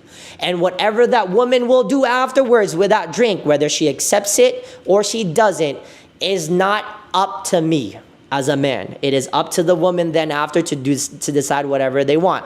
Even if they accept that drink, that's not love bombing, bro. That's not love bombing. Someone said that's love bombing. That's not love bombing. It's a kind gesture. It's a kind gesture. That's what it's called, to be a gentleman. To give someone a drink, and if they accept it, but they decided to run with it and do nothing with you, is still not my problem or their problem, because you as a man chose to give that drink away anyways. You wanted to get acknowledged and they turned it down and said, thanks for the drink, I'm gonna walk away with it, but I don't want to acknowledge you any further. That's the signal. That's the body language. That's them saying no. They said thank you to you, they accepted the drink, but then politely left. That's a yes or no. You don't need to verbally hear a woman say yes or no. Because if you're expecting a yes or no, you are not a gentleman. If you're expecting for a woman to mold to your standards or obligations of what you want to hear from a woman, that's you expecting something that you want. You still have ill intentions from that woman or with that woman. Because again, you're expecting for that woman to respond to you the way you want them to respond. She's not saying no. But that's not their obligation. Technically, Yeah. right. She's not saying no, so technically I could keep pushing it. No. A maybe is still a no. A no is a no. A thank you, but I'm going to go is a no. There's a lot of no's. There's a lot of meanings to no's. There's a lot of ways of saying no. And that's the fucking stupid shit that women have to go through. That they have to they have to say to you yes or no? A yes is still a no. And yeah, that's true, because a woman could say, yes, I'm gonna go talk to you at the club, but I'm still gonna say no to you by not wanting to go home with you. I'm sorry, but you saying so, just say no, bro, that is definitely something you need to self-reflect on. Because this is something I'm gonna back it up with and protect the women, especially in this room, and especially all the women that might be listening to this situation. Our topic today is... no isn't always... Yeah. It's not enough. The topic is when enough is enough. Saying no in this situation for that man and for that kind of mentality is never enough for you kind of men. Because no matter what, even if they say no, you think that that's a challenge. Wes said that saying no is never enough. Sometimes it's still never enough for that kind of man. And for a man to be saying that, to like, no, so just say no. No, because then there are still men out there that will say, and that it's actually kind of getting me heated, because there are still men out there. Yeah, it's fucking crazy. Like I'm not even a woman. I think there's another scenario at work here too. Like, yes, there's the whole aspect about saying yes is also a no. No means no. Maybe means no. No is enough. No is not enough. It's not. Someone said, what happens if that's not their intention, though you're just assuming? Can you clarify? Intention of what? What happens if that's not their intention? Not their intention of what? And who? Like the man's intention or the woman's intention? I think another lesson learned that I think even if like women are like being like hyper vigilant, which I don't think they shouldn't have to feel hyper vigilant, right? They should have the freedom to go out to the groceries and like stuff like that, right? But that's not the reality of the world. The reality of the world is that you do need a bond to like certain stressors, dangers in the world, and it sucks. That sucks. That's not fair. Okay? But there is still the situation of you need to be vigilant of your surroundings. The settings that you put yourself in, you weren't forced to go to that club. You still did go to that club, right?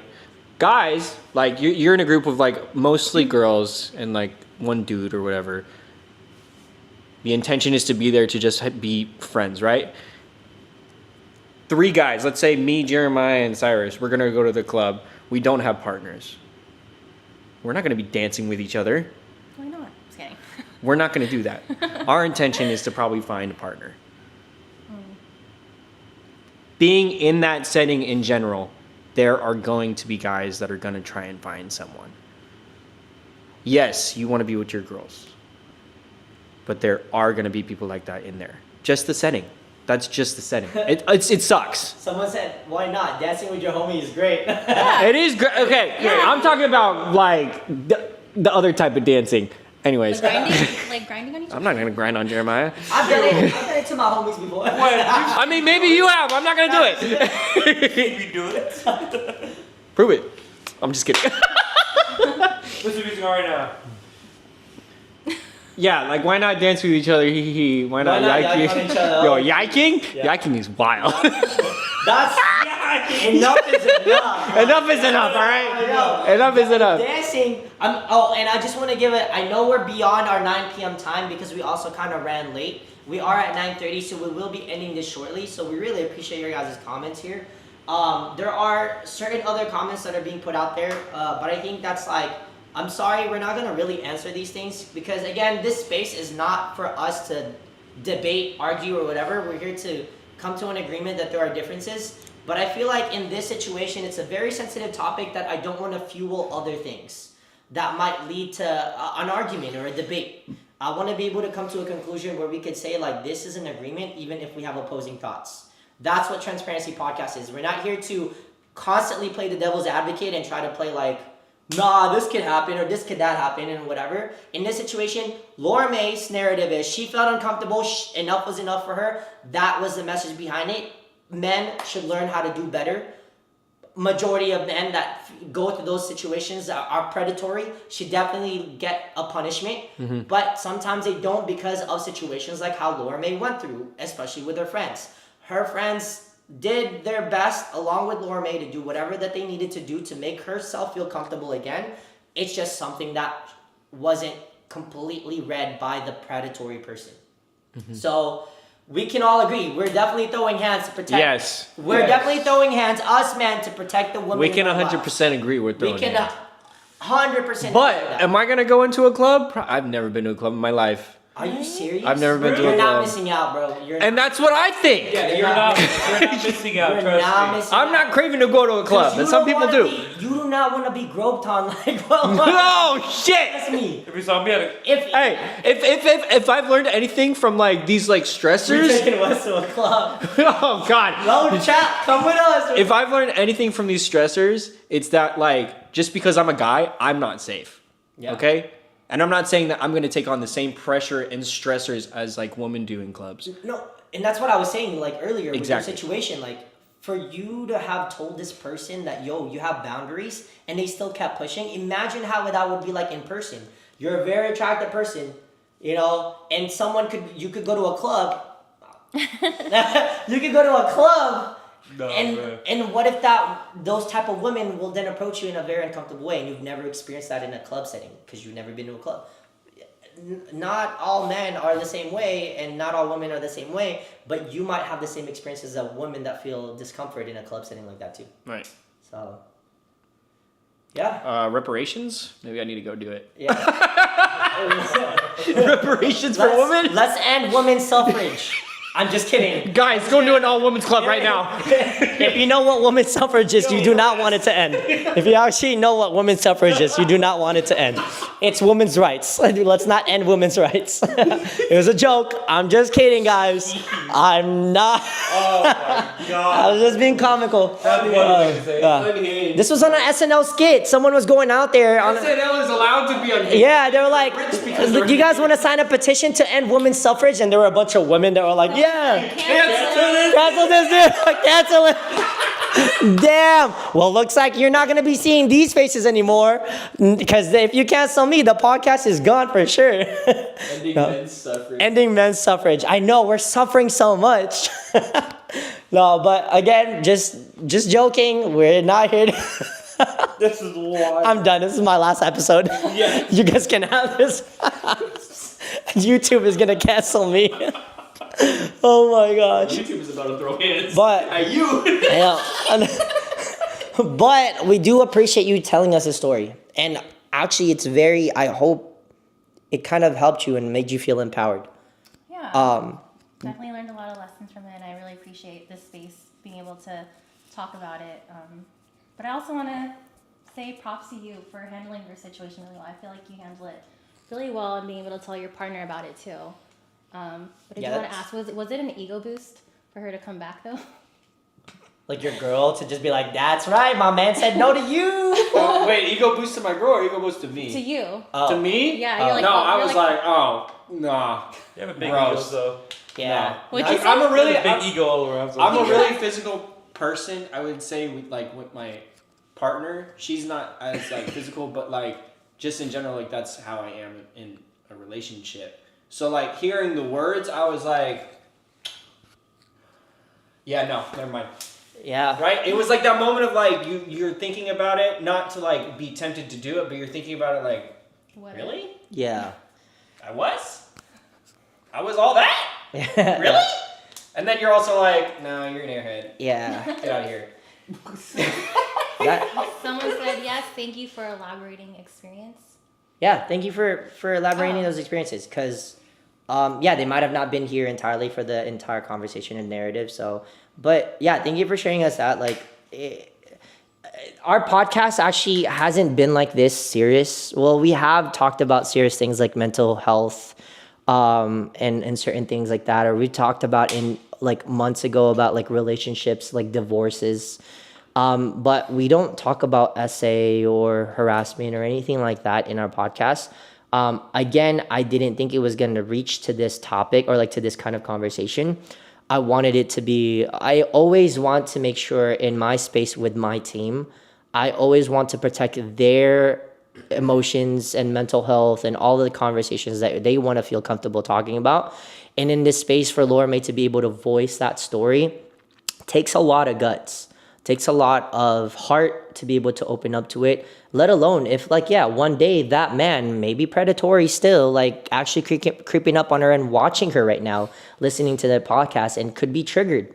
But, you know, man, if you're out there, People are such an ego boost though. yeah, like he's probably like, it's probably boosting his ego, but I hope you know. Be like, yo, I harassed her. So Oh my gosh, like they're talking about me, but I guarantee you, bro, if I find out that if you're actually on here and I find out that that's what you're doing right now, trust me, I'm going to do a lot of things to you, boy. Oh, yikes. And these are things that you're not going to be comfortable with, especially with your career. Because these are the things that we're not very happy with. This is not, I want to bring it up. Transparency Podcast team does not agree to SA. We do not condone harassment. We don't condone these kind of discomfort that any man, woman, or any other gender feel. We're in a place here of a safe space to be able to talk, yap about anything and topics. Again, I want to bring it up. We're not here to argue with each other for opposing thoughts or opinions. I do play the devil's advocate from time to time just to hear the full story of things, to have a full understanding so that the audience can also understand things. Because sometimes I already know what the dialogue is. I already know what the story will be. But I want the audience to clearly get the entire picture. So that's why I will play the devil's advocate. But I will say it again. We do not condone any of these negative things that are happening to any women or men out there. I don't even condone what you did to your partner, but you had a realization of the love bombing, or actually, as you explained, it wasn't love bombing. It was just a misunderstanding of the care that you wanted to provide for someone. But it gave me so much acknowledgement for you and so much respect because you were able to acknowledge that, like, sometimes caring for someone too much is too much. Enough is enough. And that takes a lot of guts too, man, to be able to acknowledge that you were at fault in the relationship. And it's like, it's a lot of men and women are so easy to point the blame at their partner when things are ending. He wasn't good enough for me, or he didn't put up to my standards, or he did something wrong. She did this, she did that, she was that. Like when relationships break, it's always like each other's side, like that are painting the other person a bad picture. But really, there's two sides of the story, and that's what I try to bring into this podcast. That's why I created Transparency Podcast for this team to be able to do that. So thank you guys for listening to all of this. We're going to end it shortly because it is 9:39. We went definitely way over, but also we had technical difficulties. Thank you so much for any of our friends being out here. Thank you for all of those friends that are here listening. Laura May's friends, actually, because we appreciate you guys for doing what you did for her that night. We appreciate everything that you did to do your best to protect her and to protect yourselves too, because you guys did make the right decision of not speaking up at that moment because, like one of your friends said, you just never know if that person is actually very dangerous, especially in the career space that he's in, where he feels like he has the power or authority to take over anybody. Yeah, I was honestly also thinking, like, what if I saw him at another event and I had said something and I don't know. Walk out. Yeah, I don't know, like, what. Just walk out. But see, that's the thing. It's why does she have to walk out? He needs to walk out, right? Safety, walk out. Yeah, if you're in fear of safety, it is best. Yeah, but Please spare me a knife. we don't condone in YouTube TOS. I just want to say whatever is said on the chat is not something I'm agreeing to. But throwing hands might be okay if it's protecting someone or self-defense. I'm just saying self-defense. We don't. We're not here to do any harm or whatever. Yeah. We're not the cancel culture. We're not the cancel podcast. Cancel me if anything. Don't cancel anyone else. But this person, especially in this narrative, deserves to be canceled. But they will get a taste of their own karma sooner or later. That's what he meant. He was saying he's gonna buy something in a video game. He's just gonna teach. Yeah, trying to teach her how to use it in the video game. There you go. But again, thank you guys. Thank you, chat. Thank you for all of Laura May's friends for hearing this. Thank you for being here to support her with the narrative that she had shared. It means a lot to us too. And we appreciate you guys protecting her the way you guys did. We appreciate you, Wes, for sharing that story. Because again, sometimes men go through it too. Harassment, there's enough is enough. Like there's just sometimes that you just need to back out on. Jeremiah, appreciate you so much for sharing that story and having that enlightenment, acknowledging that you could sometimes be at fault. At times, sometimes it's not the other person's fault, but it could be yours as well too. I got to learn a lot from this, and I realized that I take my life a little too comical.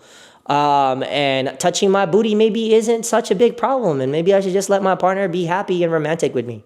But I still get my discomforts, and that's okay too, guys. I'm allowed to have my own discomforts.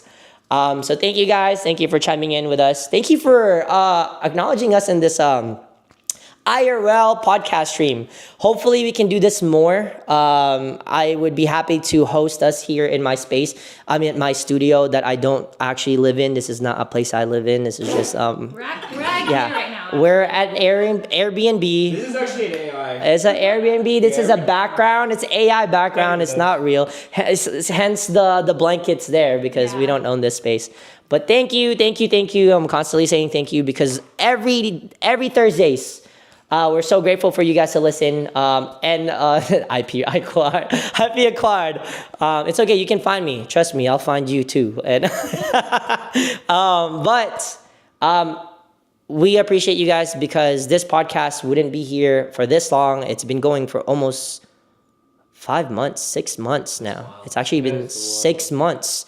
And officially, almost a month and a half now with Laura May. Actually just 1 month.